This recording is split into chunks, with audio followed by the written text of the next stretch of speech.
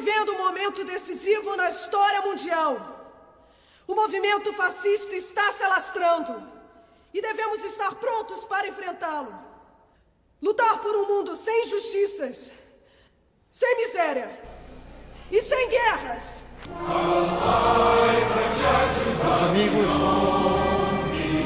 camaradas, uma boa tarde.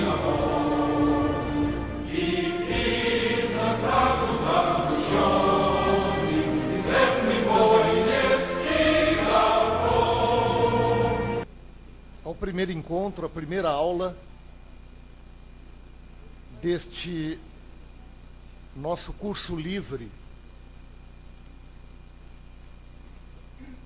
o golpe de 2016 e a educação no Brasil. É uma iniciativa que surgiu para responder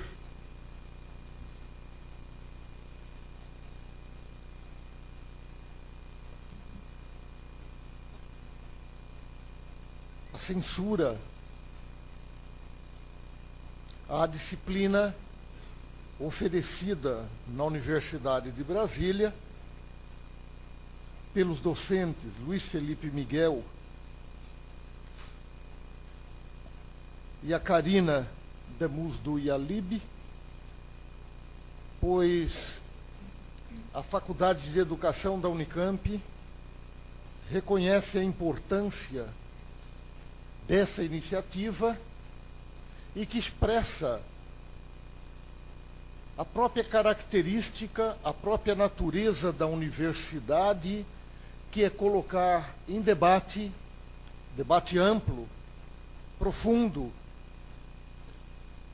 os mais diversos temas sob os mais diferentes enfoques.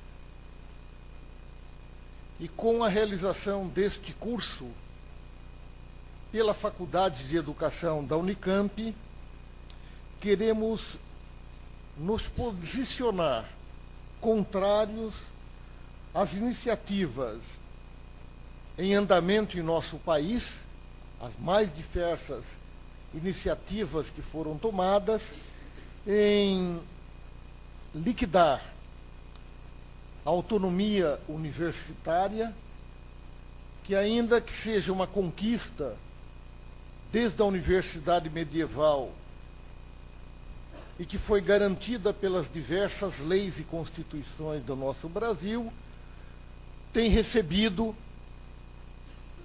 os mais diferentes ações e iniciativas com o objetivo de solapá-la.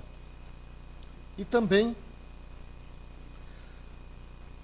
a liquidação da liberdade da pesquisa e ensino em nossas universidades, que vêm sendo sobejamente afetadas, particularmente desde o momento em que ocorre o impeachment da presidente Dilma e que temos analisado como sendo um momento marcado pelo início de um golpe de Estado em nosso país.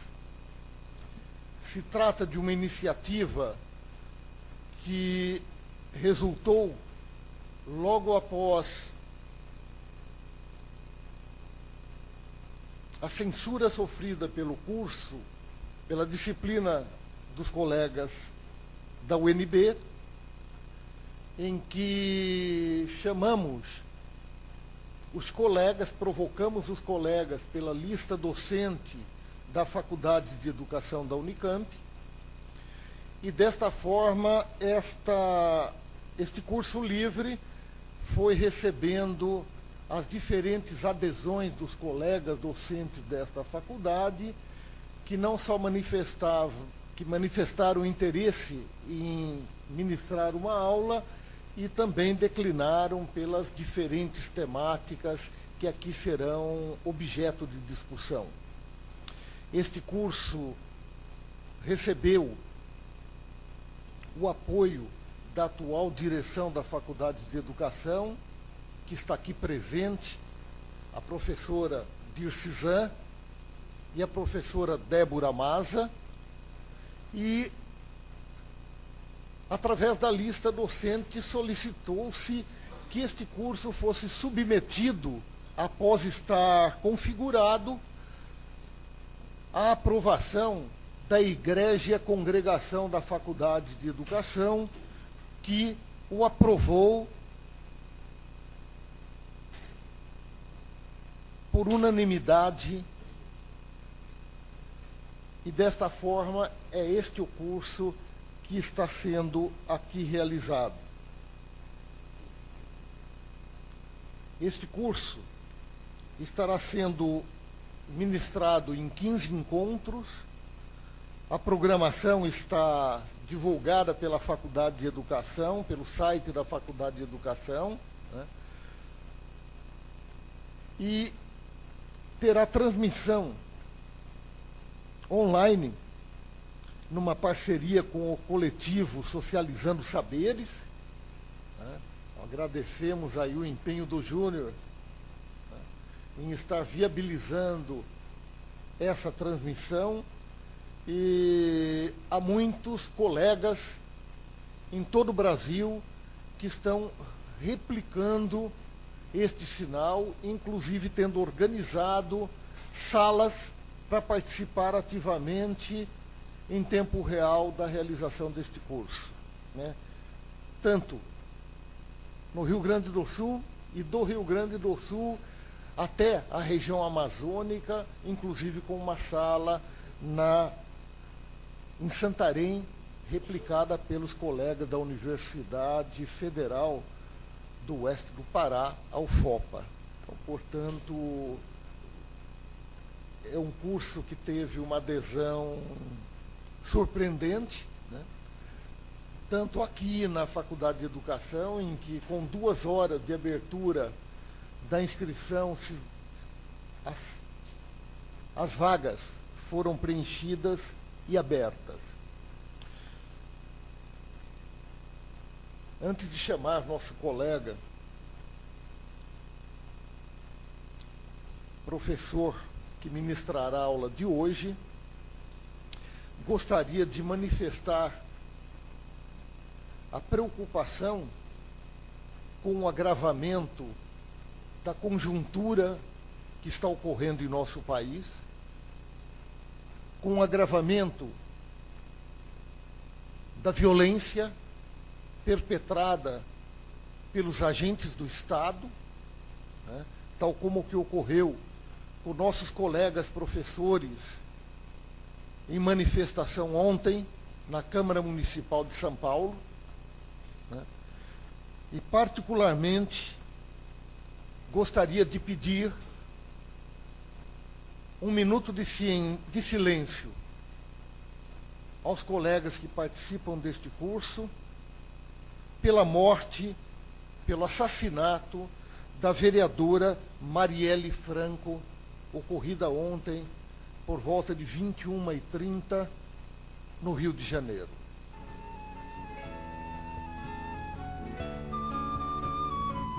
Jamais calarão a tua voz. Cada palavra tua. Cada palavra tua é a multidão nas ruas, gritando teu nome. Pelos que têm fome de viver em paz. Jamais apagarão o teu olhar, esse poder lunar, movendo as marés, para inundar o rio, o asfalto, a praça, a Avenida Brasil. Teus filhos não fogem à luta, a bala não cala a fala e nem mata o amor. Teu nome nu é a morte do algoz sob o poder do sol. E viverás em nós, presente, porque somos nós. Somos nós a tua voz. Somos nós. Porque somos nós. Somos nós a tua voz. Encerrando este minuto de silêncio, camarada Marielle Franco. Presente.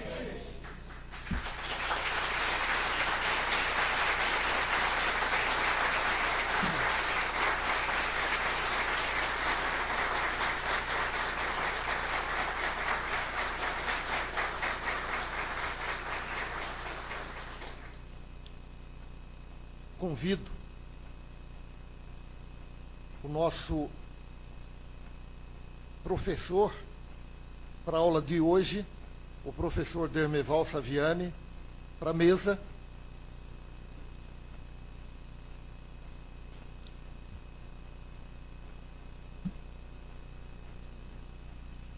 O professor Dermeval, ele possui graduação em filosofia pela PUC de São Paulo e doutorado em filosofia da educação pela mesma universidade. Em 1986, obteve o título de livre docente. Em 1990, foi aprovado no concurso público de professor adjunto de História da Educação da Unicamp. Em 1993, foi aprovado no concurso público de professor titular de História da Educação da Unicamp. Atualmente, continua ativo no desenvolvimento de seus trabalhos e pesquisa e, sendo professor aposentado desta Universidade Estadual de Campinas, é professor emérito desta casa, sendo também professor emérito do CNPq. É o coordenador geral do Grupo de Estudos e Pesquisas História, Sociedade e Educação no Brasil, o STED-BR, tem experiência na área da educação, com ênfase em filosofia e história da educação, e é autor conhecido e reconhecido no nosso país e internacionalmente. É uma honra ter o professor Dermeval Saviani abrindo esta aula deste nosso curso livre.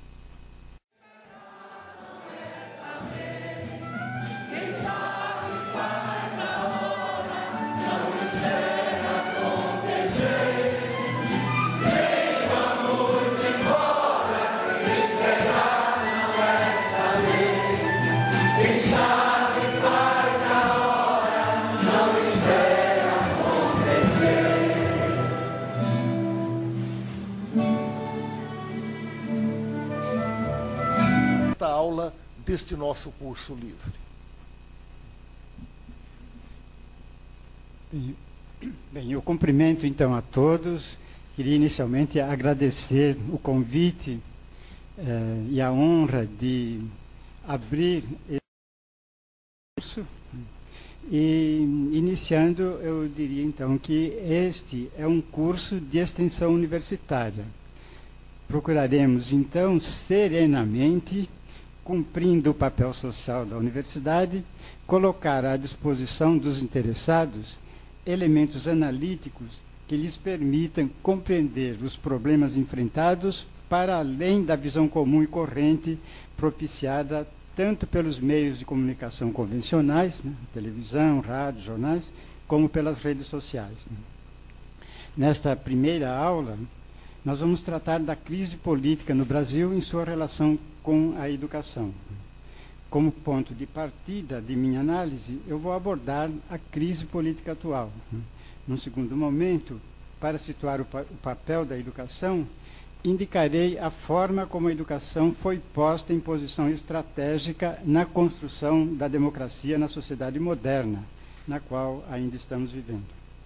Feita essa caracterização, por fim, abordarei o tema específico referente ao papel da educação na resistência e na transformação dessa situação de crise em que nos encontramos. A base de minha exposição é um texto que foi publicado no livro A Crise da Democracia Brasileira, um e-book da Navegando Publicações, né? Fiz alguma atualização e fui informado, agora, assim que cheguei aqui para iniciar a aula, que o nosso tempo, o meu tempo é bastante restrito, porque é preciso deixar um tempo para os debates, para as discussões, né? E então eu vou improvisar aqui uns cortes, né, naquilo que eu tinha pensado para a exposição, mas aqueles que quiserem ter acesso ao inteiro teor poderão recorrer ao capítulo que consta do livro A Crise da Democracia Brasileira, da Navegando Publicações. Claro que há algumas particularidades, mas o conteúdo básico pode ser encontrado lá. Bem, a crise política que se abateu sobre o Brasil foi justificada em nome do combate à corrupção. E, por meio de insistente repetição dos diversos meios de comunicação, induziu-se a população a acreditar que foi o PT que, ao chegar ao governo, instalou uma verdadeira quadrilha empenhada na apropriação privada dos fundos públicos. Mas a verdade é bem outra. O erro do PT foi, ao assumir o governo, não ter tentado desmontar o esquema que já existia e do qual se serviam os partidos que chegavam ao poder. Ao contrário disso, para assegurar uma base de apoio no Congresso, sem o que não conseguiria governar, o PT lançou mão do esquema que já se encontrava em funcionamento muito antes de ter surgido o Partido dos Trabalhadores. Portanto, o apelo à luta contra a corrupção não passa de uma grande farsa. E isto está demonstrado por vários depoimentos. Eu vou destacar aqui apenas dois, numa referência rápida. Como afirmou em entrevista disponível no YouTube o ex-presidente da Associação dos Delegados da Polícia Federal, Armando Coelho Neto, essa polícia, nas duas gestões de Fernando Henrique Cardoso, entre 1995 e 2002, estava desaparelhada e carecia de autonomia. Foi na gestão de Dilma que foram aprovadas 13 normas que aparelharam a Polícia Federal e lhe deram autonomia, assegurando-lhe condições de atuar fortemente na investigação, em especial nos casos de corrupção envolvendo desvio de recursos públicos. Então ele constata que, na verdade, não se está lutando contra a corrupção. Se isso estivesse ocorrendo, outras operações estariam em curso.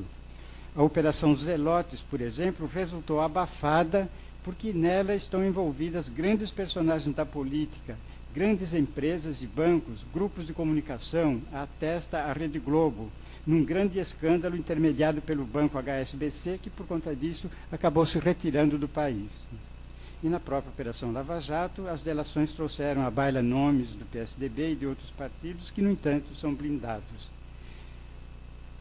A conclusão do ex-presidente da Associação dos Delegados da Polícia Federal é que o que está em curso não é uma luta contra a corrupção, mas uma guerra contra o governo e o PT.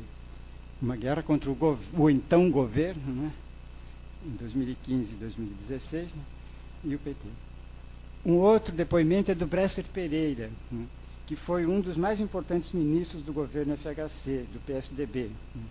Ele tem evidenciado em várias entrevistas, também disponíveis no YouTube, o ódio dos endinheirados contra o PT. E num dos últimos vídeos, ele afirmou que nos governos de Lula e Dilma, os pobres ficaram menos pobres e os ricos mais ricos, sendo que a classe média foi a menos beneficiada. Daí o cultivo do ódio da classe média contra o PT, ódio incentivado com a insistência da mídia que diariamente vinha repetindo a exaustão e esmiuçando denúncias não comprovadas contra Dilma, Lula e o PT.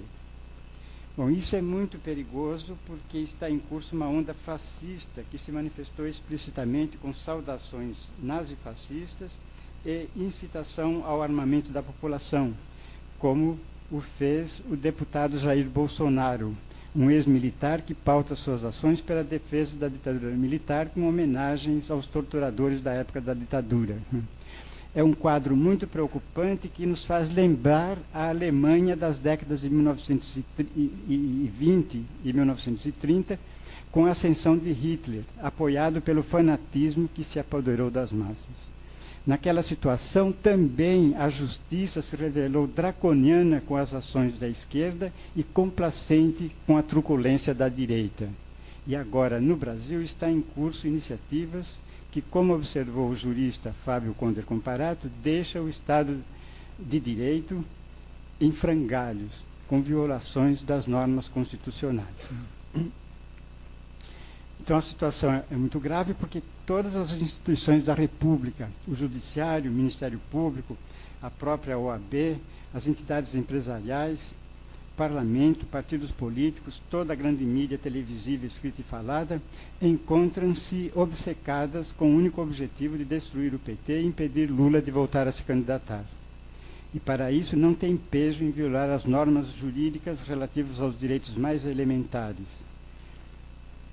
Então, a conclusão que já podemos explicitar claramente, né, apesar, né, da posição do ministro da Educação, né, contra o título da disciplina da UNB, é que ocorreu, sim, no Brasil, um golpe.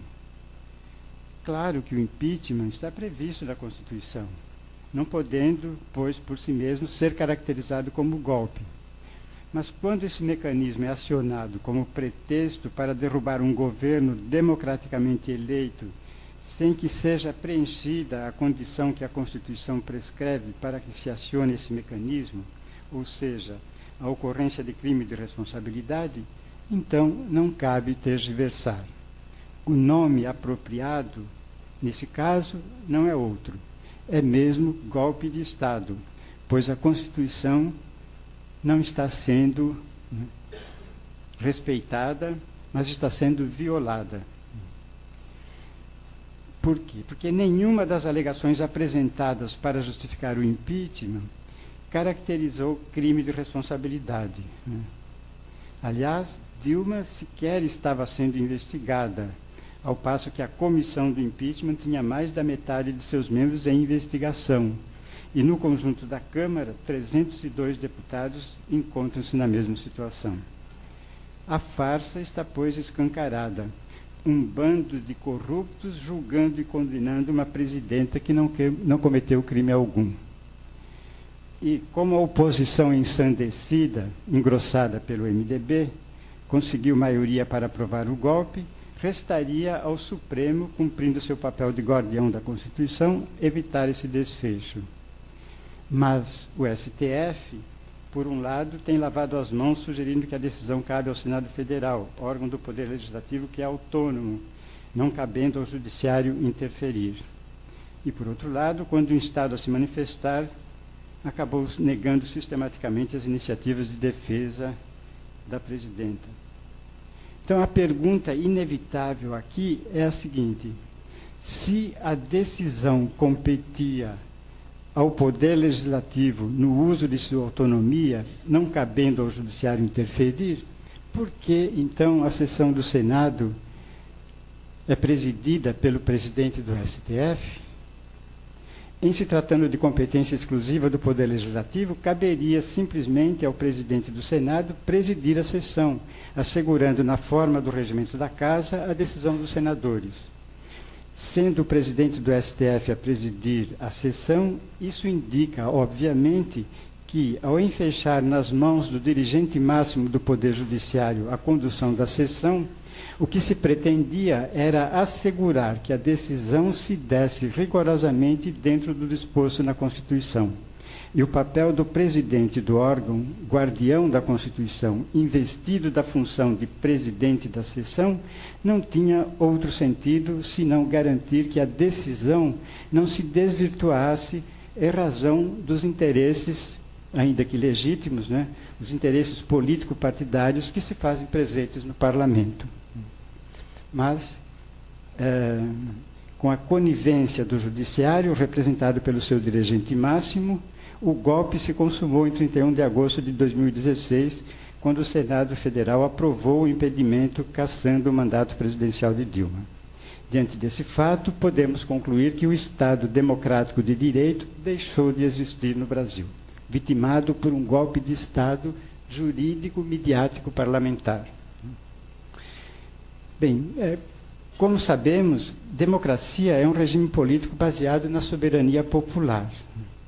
Ocorre que a mesma sociedade moderna que erigiu o povo como soberano se constituiu dividindo o povo em duas classes fundamentais.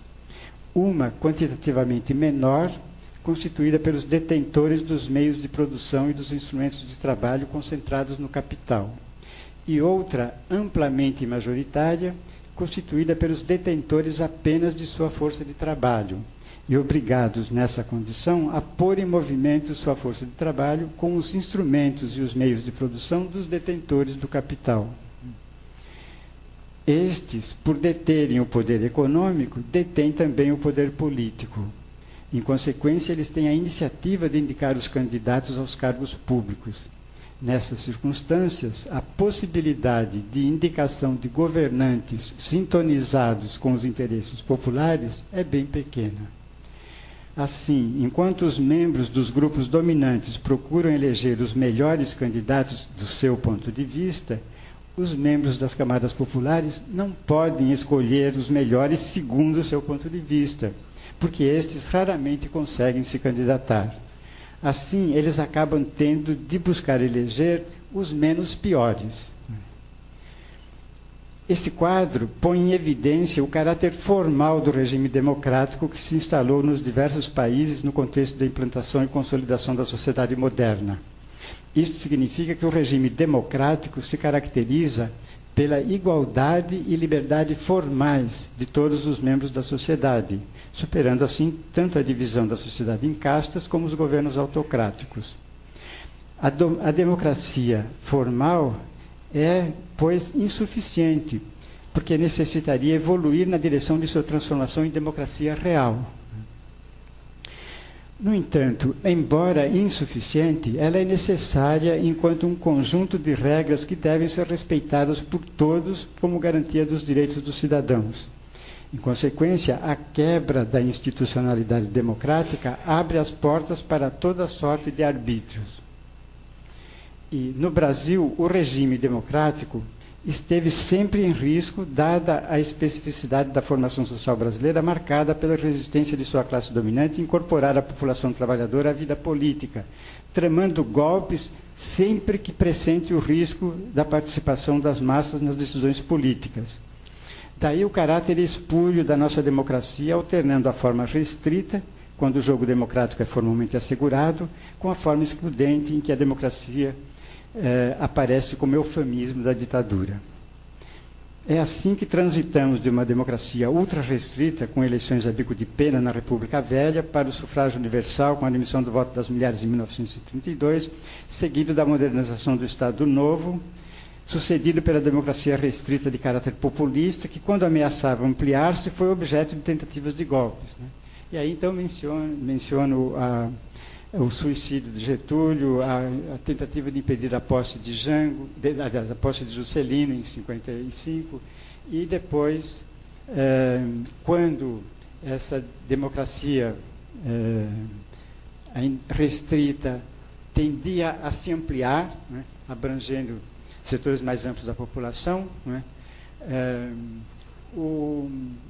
o presidente, o então presidente João Goulart, foi derrubado por um golpe militar, né? E aí nós tivemos 21 anos de ditadura.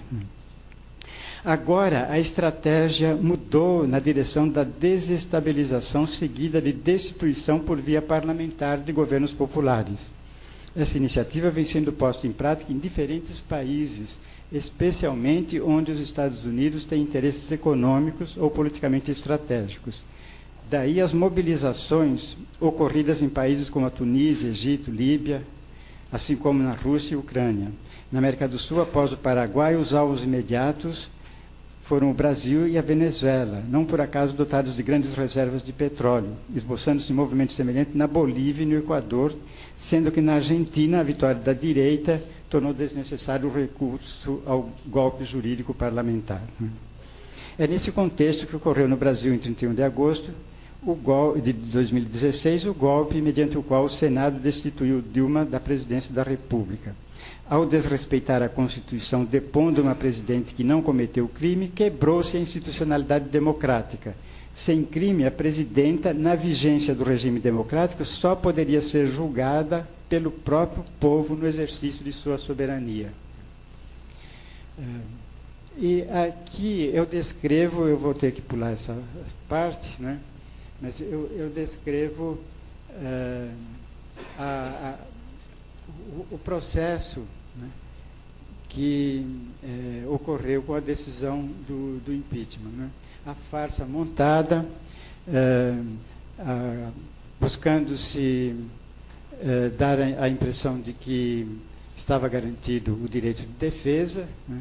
Então a Dilma foi chamada para se manifestar, fez uma fala de 40 minutos a partir das 9 da manhã, permaneceu lá até quase à meia-noite, respondendo a todas as perguntas, esclarecendo todos os pontos e mostrando tecnicamente a inexistência de crime de responsabilidade, embora nem isso fosse necessário, porque, como sabemos, juridicamente, o ônus da prova cabe aos acusadores. No entanto, os acusadores em nenhum momento apresentaram prova. Ao contrário, alguns senadores admitiram explicitamente que não se tratava de crime de responsabilidade, mas eles iam votar a favor do impeachment, entre aspas, pelo bem do Brasil, né? Porque, diziam eles, a presidenta que teria provocado a crise econômica. Chegaram ainda a afirmar que o impedimento da presidenta era exigido pelas ruas, né? Ora, como registrou a repórter Luísa Villamea, numa reportagem da revista Brasileiros, as manifestações pró-impeachment foram organizadas por entidades financiadas com recursos americanos, o que é eloquentemente ilustrado com o caso de Kim Patroca Kataguiri, que se tornou colunista da Folha de São Paulo. Ele acabou por largar o curso de Economia na Universidade Federal do ABC para se dedicar integralmente ao Movimento Brasil Livre, né? O MBL. E o que é o MBL? É um movimento derivado do Estudantes pela Liberdade, que é a filial brasileira da americana Students for Liberty, financiado pela Atlas Network. Todos os institutos e movimentos que vêm se mobilizando, tendo em vista golpear a democracia no Brasil, recebem recursos de fontes como o Cato Institute e a Charles Koch Foundation, vinculadas à família Koch, uma das mais ricas do mundo, com vastos interesses no setor petrolífero. Eis aí o que eles, os golpistas, chamam de a voz das ruas. E aqui cabe uma ironia. Só se trata da Wall Street. Wall Street é a rua de Nova York, onde se situa a principal bolsa de valores do mundo, né? Constituindo-se no centro financeiro, a ponto de tornar-se, por metonímia, sinônimo do mercado financeiro mundial, né? Vinha, pois, dessa rua a voz que os senadores estavam ouvindo.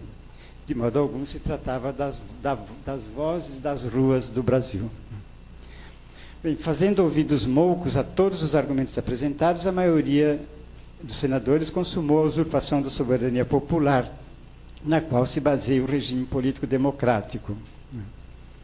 O clima de farsa foi tal que, apesar da desfaçatez dos acusadores, certo constrangimento não deixou de se manifestar, o que levou os senadores a não aprovar a perda do direito de exercer funções públicas por 8 anos, pena também prevista na Constituição para os casos em que, de fato, tivesse havido o crime de responsabilidade, né?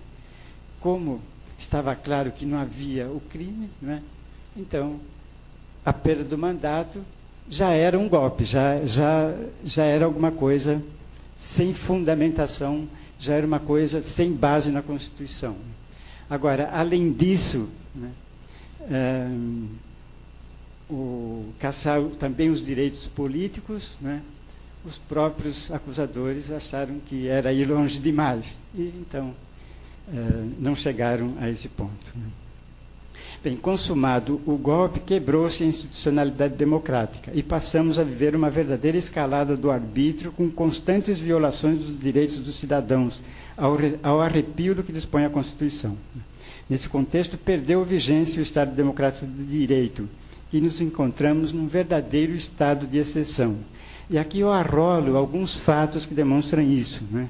O Sérgio Moro afirmando que situação excepcional exige medidas excepcionais. O Tribunal da 4ª Região, que por uma votação de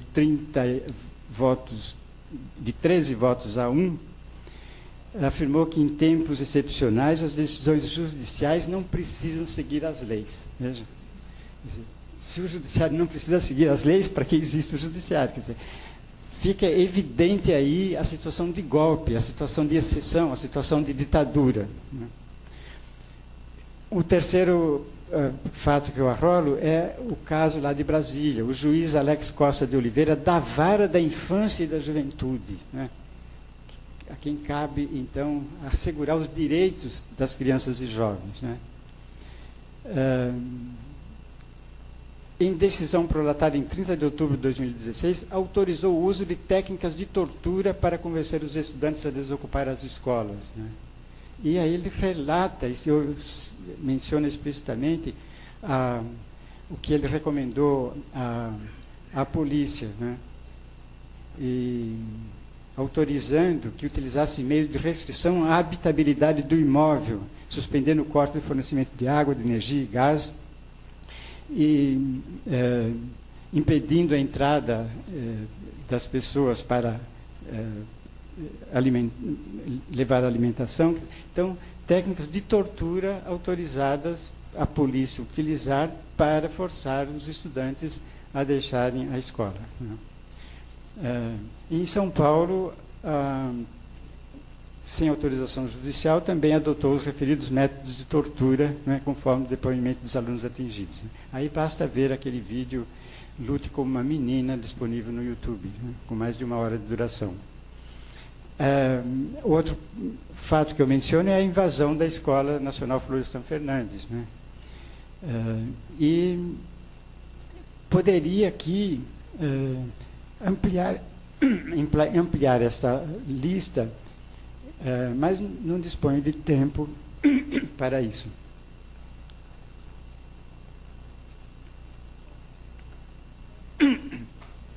Então, para não me alongar sobre as muitas arbitrariedades que vêm sendo cometidas, eu registro a primeira vítima fatal provocada por essa escalada de arbítrio que tomou conta do país. Trata-se aqui do suicídio do reitor da Universidade Federal de Santa Catarina, provocado por uma prisão injusta, sem provas, dentro de uma acusação sobre fato que sequer ocorreu em sua gestão. Conduzido à Polícia Federal, ele foi despido, submetido à revista íntima, com ânus inspecionado como se estivesse escondendo algo ali, vestido com roupa de presidiário, acorrentado e jogado numa prisão de segurança máxima. Libertado no dia seguinte, foi afastado de sua função de reitor e proibido de entrar na universidade. Diante dessa humilhação e convencido de que, com a sanha fascista que vem tomando conta do país, numa verdadeira histeria coletiva, não teria como se defender, concluiu, como leitor assíduo de Shakespeare, que o único recurso de que dispunha para se contrapor à ignomínia do terrorismo de Estado e alertar a população era a tragédia. Não tendo medo da morte, o que demonstrou em sua luta tenaz contra a ditadura, optou pelo suicídio. Deu-nos assim, ainda conforme o depoimento do desembargador Lédio, que deu um depoimento no velório do reitor, né? Deu-nos assim sua última lição, a tragédia da própria morte. Infelizmente, a comoção que eu esperava que ocorreria, como ocorreu quando do suicídio de Getúlio, né?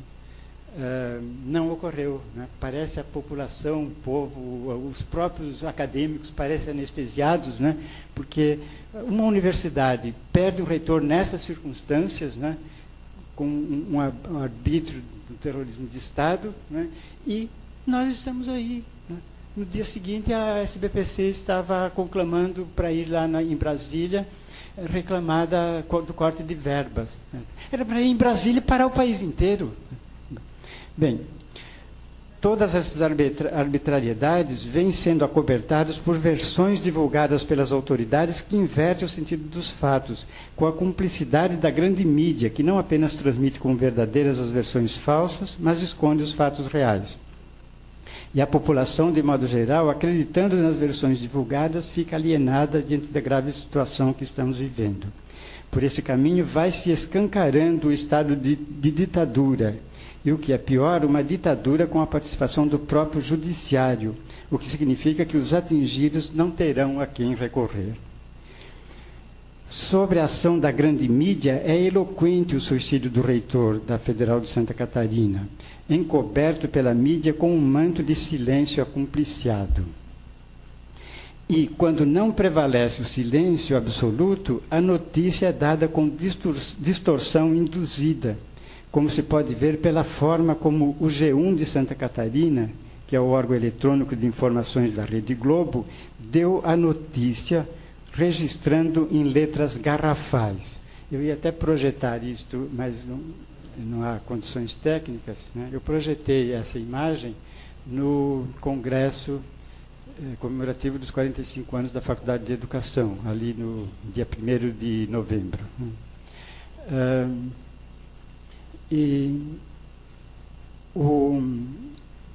Aqui, hoje, eu estava sem impressora, foi impresso lá na editora, foi impresso em preto e branco. Mas a foto é colorida, né? E a notícia é dada assim, né? Lá no portal da G1. Está em letras garrafais escrito: "Você viu?" Interrogação, né? "Você viu? Morte do reitor da UFSC, vírgula, suspeito de agredir mãe idosa, e as mais lidas do G1-SC. Então, está perguntando para o espectador, quem está olhando lá as notícias do G1, "Você viu? Morte do reitor da Universidade Federal de Santa Catarina, suspeito de agredir mãe idosa, e as mais lidas do G1 Santa Catarina." Aí vem a foto em tamanho grande, e lá embaixo da foto, em letrinhas pequenas, "Luiz Carlos Cancellier foi encontrado morto em um shopping da capital. Em Lages, homem foi preso suspeito de agredir idosa de 84 anos. Tá? Está aqui, ó, fonte G1 Santa Catarina. Acessei isto em 7 de outubro de 2017. Portanto, permanecia, né, disponível. É possível que, se a gente acessar agora, ainda a gente ainda encontre essa notícia dessa forma, né?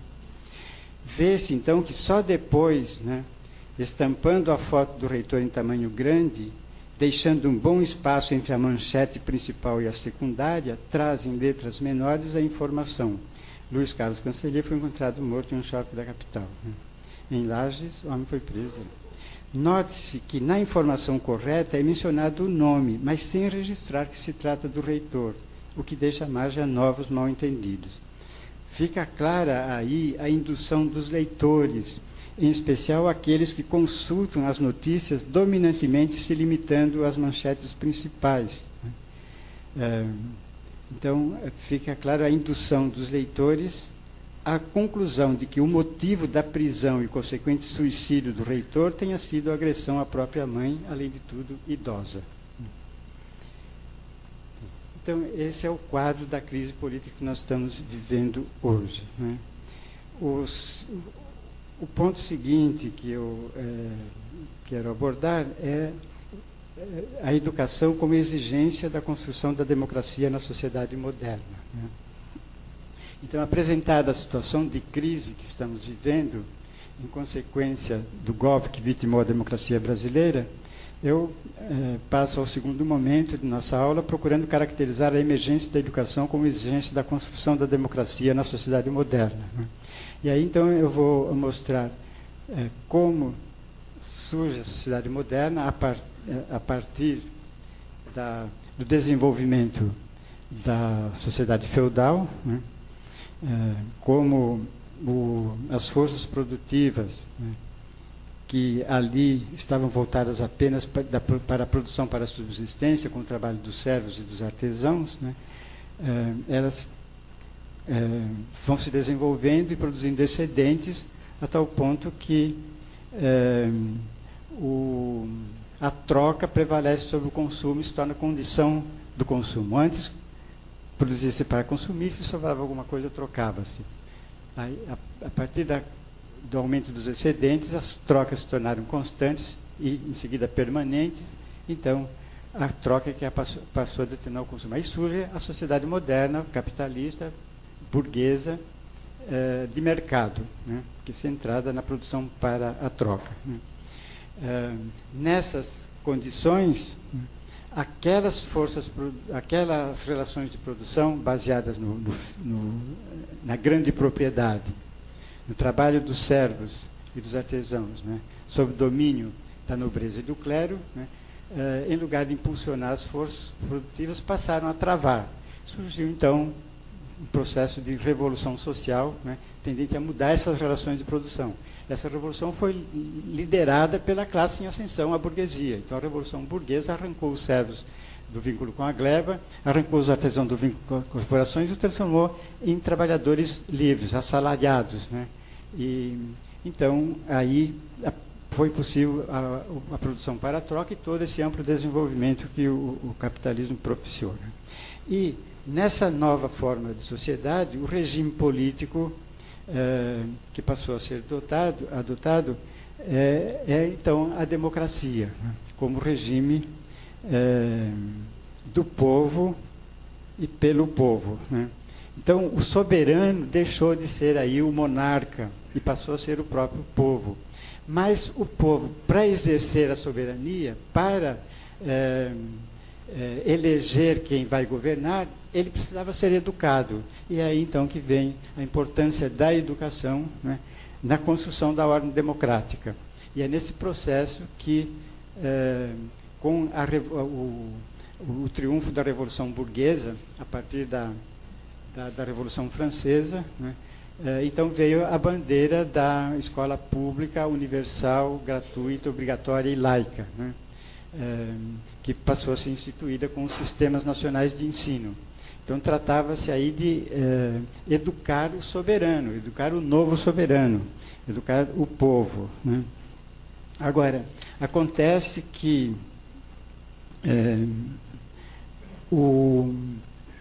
a fase da Escola Redentora da Humanidade, né, em que se acreditava que, com a educação do povo, a democracia burguesa se consolidaria, né, ela não se confirmou, né, porque a participação política das massas configura, né, porque se a participação política das massas configura um interesse comum a ambas as classes, a dominante e a dominada, ao se efetivar, acaba por colocá-las em confronto, de vez que os interesses específicos de uma e outra são inconciliáveis em última instância. Então, a expectativa dos representantes da classe dominante era de que o povo, uma vez alfabetizado, iria apoiar seus programas de governo. Mas isso não se deu. Depois da euforia iluminista em torno do lema da Escola Redentora da Humanidade, difundiu-se nas primeiras décadas do século XX a convicção de que, apesar da alfabetização universal, não resulta tão simples implantar de verdade as formas democráticas de governo, já que a educação do soberano resultava algo bem mais complicado do que parecia. Daí a percepção por parte das elites, dos grupos dominantes, né, de que nem sempre um povo ilustrado escolhia bem os seus governantes, e que se davam casos de povos instruídos, alfabetizados, que, apesar de tudo, seguiam a demagogos, aceitavam tiranos e caudilhos e deixavam de lado os melhores programas de governo que se lhes ofereciam em cartilhas bem impressas. Obviamente, tais programas de governo eram os melhores do ponto de vista dos interesses dominantes. As camadas dominadas não se identificavam com os referidos programas, e já que, pela sua posição subalterna, não constavam representantes de sua classe como candidatos, elas buscavam, dentre as alternativas propiciadas pelas várias frações da classe dominante em luta pela hegemonia, aquela que acenasse com algum espaço que permitisse a manifestação dos seus interesses. O povo, portanto, tendia a eleger para governantes aqueles que não eram considerados os melhores candidatos do ponto de vista da classe dominante. Daí a conclusão dessa classe, né? Algo, em síntese, não havia funcionado bem. Algo não havia saído como se esperava. Algo tinha sido mal feito, talvez. E para corrigir o que se entendia que não estava funcionando bem, surgem periodicamente movimentos pela reforma da escola, que fundamentalmente desempenham o papel de recomposição dos mecanismos de hegemonia da classe dominante, hegemonia ameaçada pela crescente participação política das massas. Nessas condições, a sociedade moderna, ao mesmo tempo em que espera e exige da escola a formação para a democracia, traduzida no objetivo de formação para o exercício da cidadania, inviabiliza essa tarefa, impedindo a escola de realizá-la. Bem, aí então eu coloco a questão, como explicar essa contradição, né? Como explicar essa situação paradoxal, né? E vou então, a partir, né, da análise que Marx faz no Capital, né, no fetichismo da mercadoria, apresentar a explicação para esse paradoxo, né? Não tenho tempo de detalhá-la aqui, né? Bem, então, o que se confirmou a partir dessa breve menção que eu fiz desse segundo ponto, né, da emergência da educação como mecanismo de construção da ordem democrática na sociedade moderna, né, nós podemos concluir que a formação para o exercício da cidadania já pode ser considerada uma função clássica da educação escolar, né, pois vem sendo apregoada desde o início do século XIX. E, então eu passo agora a considerar como é que a educação, tendo esse papel importante no processo democrático, poderia desempenhar um papel de resistência e de transformação da situação de crise em que estamos vivendo no Brasil. Uma crise que eu tenho chamado de suicídio democrático. Nós estamos vivendo um verdadeiro suicídio democrático. Por que estou chamando de suicídio democrático?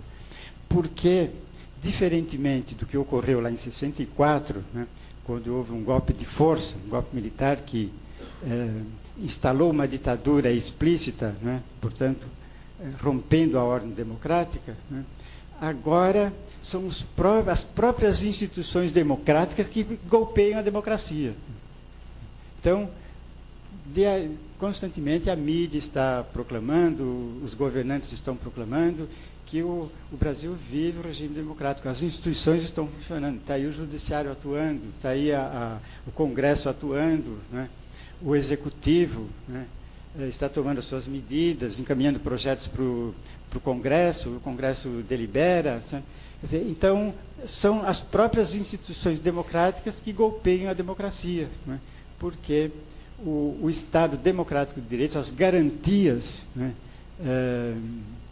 de direitos que a ordem democrática previu, estão sendo violadas diariamente, né, pelas próprias instituições ditas democráticas, né? Então, é a democracia acabando consigo mesma, é um suicídio democrático. Com o desgaste dos regimes autoritários sob o controle militar, a partir do final da década de 1970, ocorreu um processo chamado de abertura democrática. Assim, se no período autoritário a educação foi despojada da sua função de formação para a participação política, limitando-se ao papel de preparar recursos humanos para o desenvolvimento, com a abertura política passou-se a discutir mais intensamente não apenas a questão da democratização da escola, mas também a importância da educação no processo de democratização da sociedade. Buscou-se, assim, recuperar a função clássica da educação enquanto formação para o exercício da cidadania, contrapondo-se ao contexto do regime militar, quando essa preocupação caíra no esquecimento, ao se promover a despolitização da educação, definindo-se como seu papel principal a preparação funcional de recursos humanos para o mercado de trabalho. Mas essa tendência que vinha se desenvolvendo na direção da consolidação da institucionalidade democrática desde o início dos anos 80 do século XX, rompeu-se agora no Brasil, com o desfecho do golpe jurídico midiático parlamentar que provocou a quebra da institucionalidade, liquidando o Estado democrático de direito. A atual conjuntura se constitui, pois, no momento grave que estamos vivendo, no qual a educação é desafiada duplamente. Por um lado, cabe-lhe resistir, exercendo o direito de desobediência civil, às iniciativas de seu próprio abastardamento, por parte de um governo que se instaurou por meio da usurpação da soberania popular sobre a qual se funda o regime democrático. Por outro lado, cumpre lutar para transformar a situação atual, debelando a crise e assegurando às novas gerações uma formação sólida, que lhes possibilite o pleno exercício da cidadania, tendo em vista não apenas a restauração da democracia formal, mas avançando para sua transformação em democracia real. E aí eu vou apontar que no Brasil, atualmente, o governo, resultado de um golpe parlamentar, já vem tomando iniciativas na direção do que chamei de abastardamento da educação, né? E aí eu menciono as medidas como cortes no orçamento, a intervenção no Conselho Nacional de Educação, né? O congelamento dos recursos por 20 anos, o fim da vinculação constitucional dos recursos para a educação e saúde, a medida provisória do ensino médio, né? E explora um pouco mais a questão da escola sem partido, né?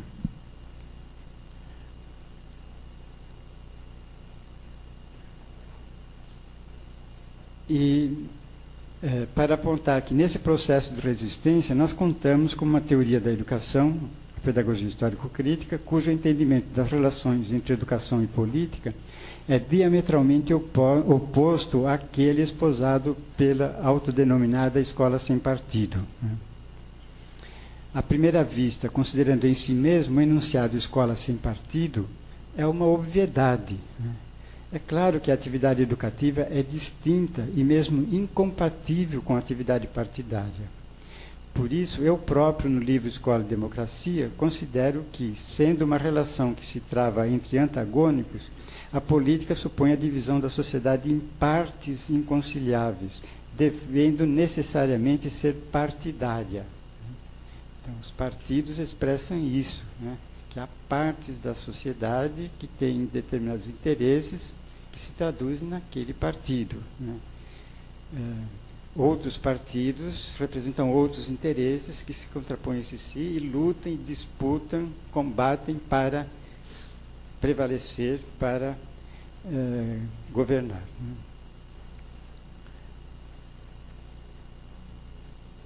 Então, inversamente, a educação, por ser uma relação entre não antagônicos, supõe a união e tende para a universalidade, não podendo, portanto, ser partidária. Então, se a política não pode ser partidária, né, tem que ser partidária, a educação não pode ser partidária. A prática política se apoia na verdade do poder, enquanto a prática educativa se apoia no poder da verdade. E a verdade, a ciência, não é desinteressada.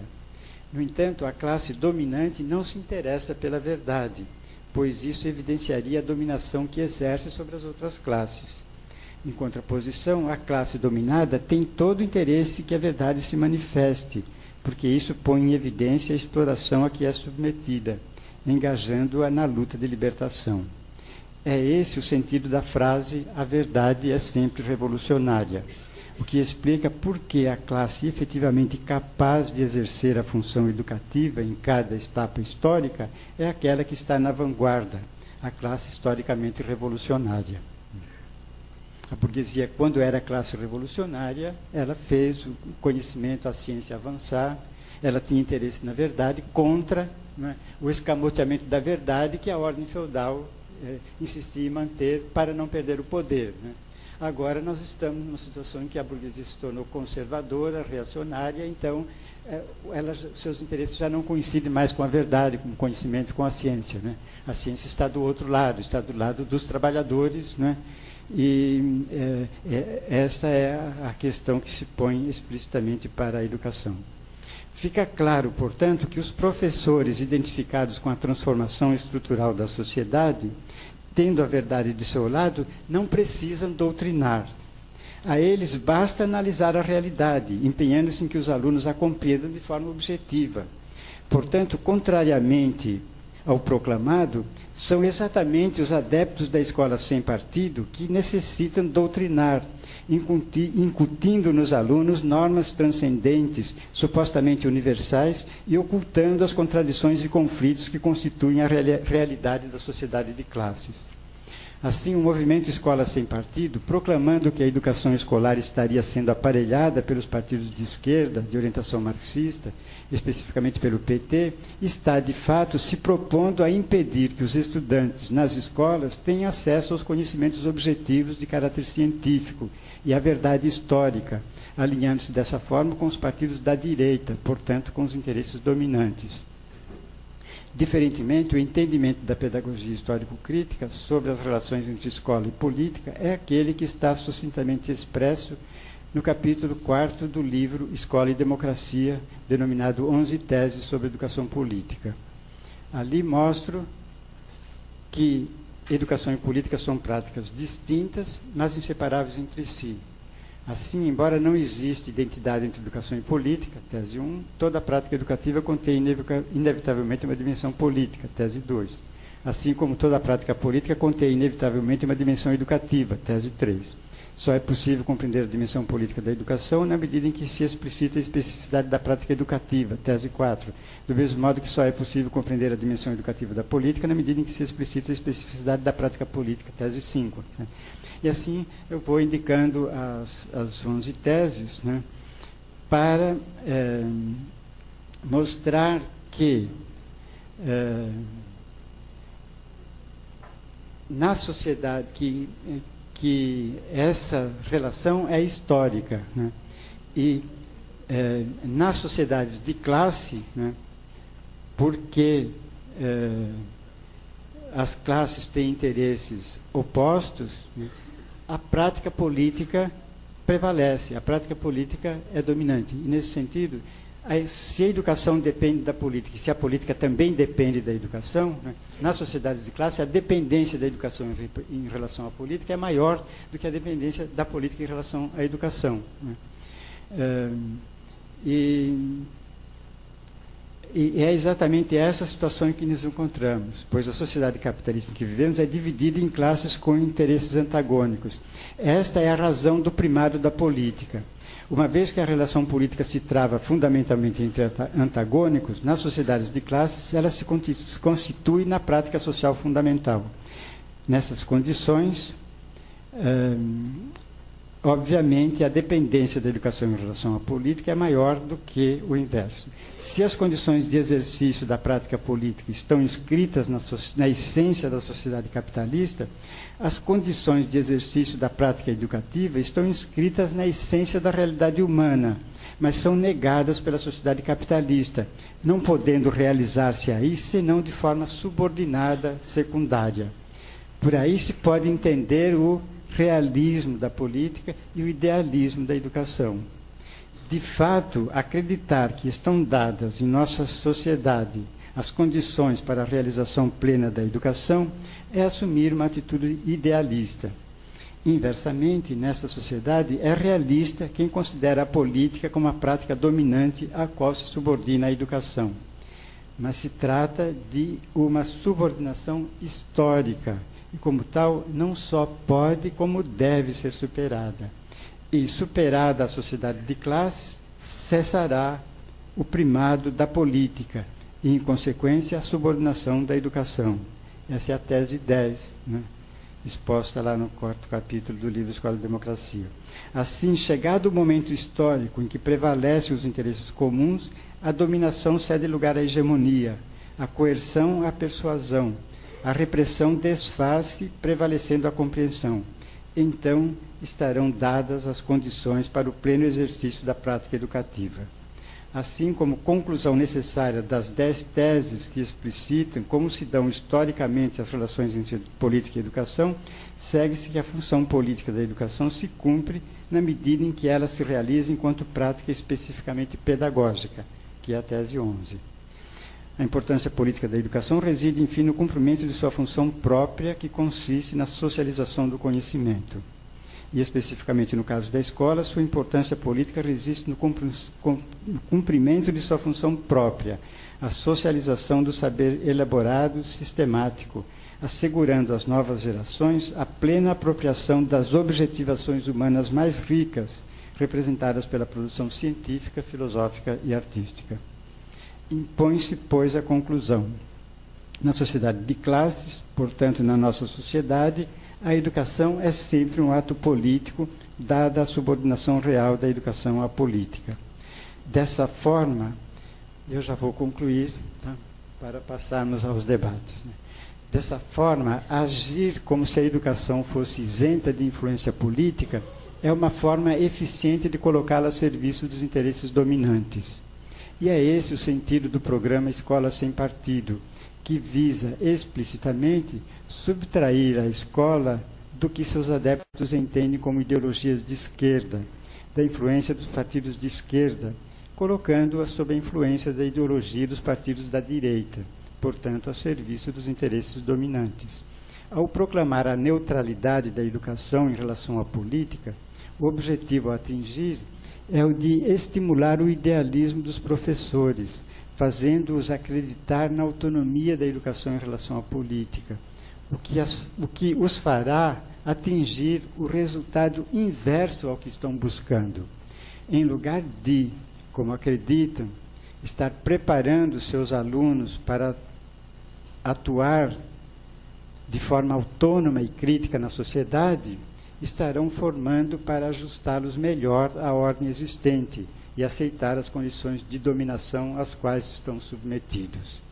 Eis porque a proposta da Escola Sem Partido se origina de partidos situados à direita do espectro político, com destaque para o PSC, né, Partido Social Cristão, e PSDB, secundados pelo DEM, PP, PR, PRB e os setores mais conservadores do MDB. Como se vê, a Escola Sem Partido é, de fato, uma escola de partido. É a escola dos partidos da direita, os partidos conservadores e reacionários, que visa manter o estado de coisas atual com todas as injustiças e desigualdades que caracterizam a forma de sociedade dominante no mundo de hoje. À vista, pois, do caráter reacionário do movimento denominado Escola Sem Partido, é preciso evitar a aprovação dos projetos de lei que pretende torná-lo obrigatório em todas as escolas do país. A luta contra o projeto de lei deve ser travada mostrando que se trata de uma aberração, pois fere o bom senso, vai na contramão do lugar atribuído à escola na sociedade moderna e nega os princípios e normas que compõem o aparato jurídico vigente no Brasil, sendo manifestamente anticonstitucional. Bem, fere o bom senso, pois retira dos professores o papel que lhes é inerente de formar as novas gerações para se inserir ativamente na sociedade, o que implica trabalhar com os alunos os conhecimentos disponíveis, tendo como critério e finalidade a busca da verdade, sem quaisquer tipos de restrição. Vai na contramão da sociedade moderna, que no final do século XVIII forjou o conceito de escola pública estatal de caráter universal, obrigatória, gratuita e laica, e buscou implantar no século XIX os sistemas nacionais de ensino como instrumentos de democratização, com a função de converter os súditos em cidadãos. É esta a condição para a existência das sociedades democráticas, mesmo sob a forma capitalista e burguesa, que proclama a democracia como regime baseado na soberania popular. E o povo, para se transformar de súditos em cidadãos, isto é, para ser capaz de governar ou de eleger e controlar quem governa, deve ser educado. Para esse fim é que foi instituída a escola pública, universal, obrigatória, gratuita e laica. Em consonância com esse significado histórico da escola, a Constituição vigente no Brasil define como finalidade da educação o pleno desenvolvimento da pessoa, seu preparo para o exercício da cidadania e sua qualificação para o trabalho. Ora, o preparo para o exercício da cidadania tem um significado principalmente político, o que torna o projeto Escola Sem Partido manifestamente anticonstitucional. A resistência ativa é, pois, indispensável como estratégia de luta por uma escola pública livre das ingerências privadas balizadas pelos interesses do mercado. Nessa fase difícil que estamos atravessando, marcada por retrocesso político, com o acirramento da luta de classes, lançando mão da estratégia dos golpes parlamentares, visando instalar governos ilegítimos, para retomar sem rebuços a agenda neoliberal derrotada nas urnas, resulta imprescindível combatermos as medidas restritivas dos direitos sociais, entre eles o direito a uma educação de qualidade, pública e gratuita, acessível a toda a população. Essa foi e continua sendo, agora de forma mais incisiva, a nossa luta, a luta de todos os educadores do Brasil. Então, era isso que eu queria apresentar para vocês nessa aula introdutória, né? E consegui, me pediram que eu não devia passar de 1 hora, consegui utilizar apenas 50 minutos. Então, fica o tempo restante para os debates. Muito obrigado.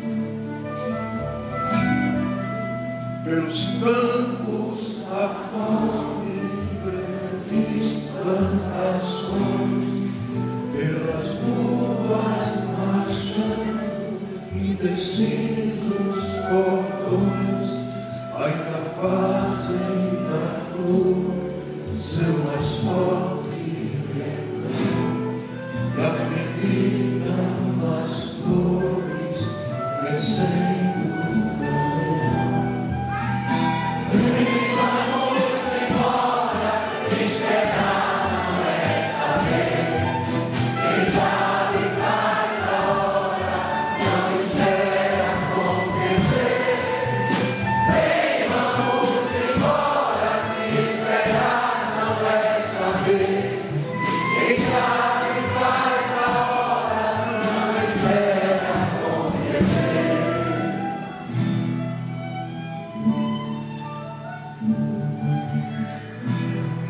Há soldados armados, amados ou não, quase todos perdidos, de armas na mão, nos quartéis nos ensina uma antiga lição de morrer pela pátria e viver sem razão.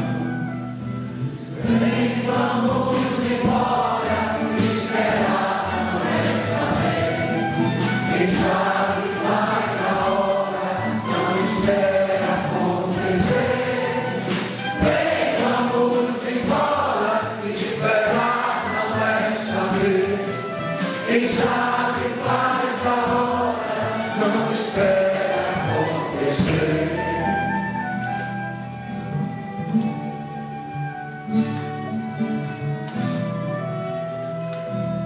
Nas escolas, nas ruas, campos, construções, somos todos soldados, armados ou não, caminhando e cantando e seguindo a canção. Somos todos iguais, braços dados ou não, os amores na mente, as flores no chão, a certeza na frente, a história na mão, caminhando e cantando e seguindo a canção, aprendendo e ensinando.